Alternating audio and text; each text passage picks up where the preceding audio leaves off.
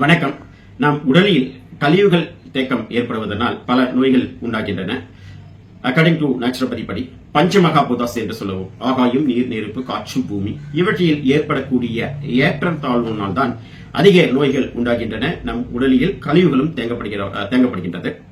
இந்த கழிவுகள் அதிகமாக தேங்குவதனால் வயிறு சம்பந்தப்பட்ட கம்ப்ளைண்ட்ஸ்கள் ஏற்படுகின்றன. குறிப்பாக இன்டைஜஷன், கான்ஸ்டிபேஷன் போன்ற நோய்கள், லிவர் சம்பந்தப்பட்ட நோய்கள், இருதயம் சம்பந்தப்பட்ட நோய்கள், மெட்டபாலிக் டிசார்டர் என்று சொல்லவும் நாம் மூட்டுகளில் தேக்கம் ஏற்படும் போது வீக்கம் ஏற்படும். எக்ஸஸ் யூரிக் ஆசிட் தேக்கம் வருவதனால் கவுட் போன்ற ஆர்த்ரைட்டிஸ் ஏற்படுகின்றன.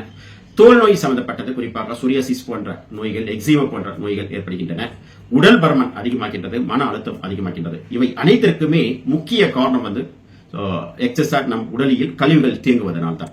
அப்ப இந்த கழிவுகளை வெளியெடுப்பதற்கு இயற்கை மருத்துவத்தில், அட்வான்ஸ் இயற்கை மருத்துவத்தில் அதிக சிகிச்சை முறைகள் இருக்கின்றன.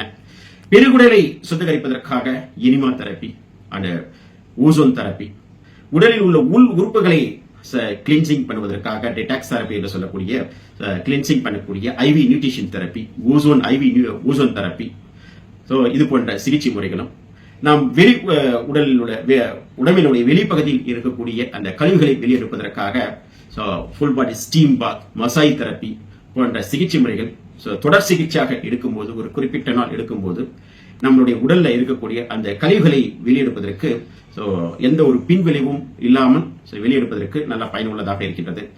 ஆகவே இயற்கை மருத்துவத்தில் இது போன்ற அற்புதமான சிகிச்சை முறைகள் இருக்கின்றன.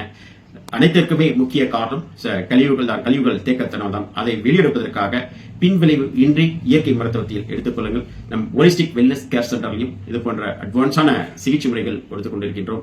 உங்களுக்கு ஏதேனும் உடல் ரீதியான பிரச்சனைகள் இருந்தால் இயற்கை மருத்துவ சிகிச்சையை எந்த ஒரு தயக்கமின்றி எடுத்துக்கொள்ளுங்கள். நன்றி, வணக்கம்.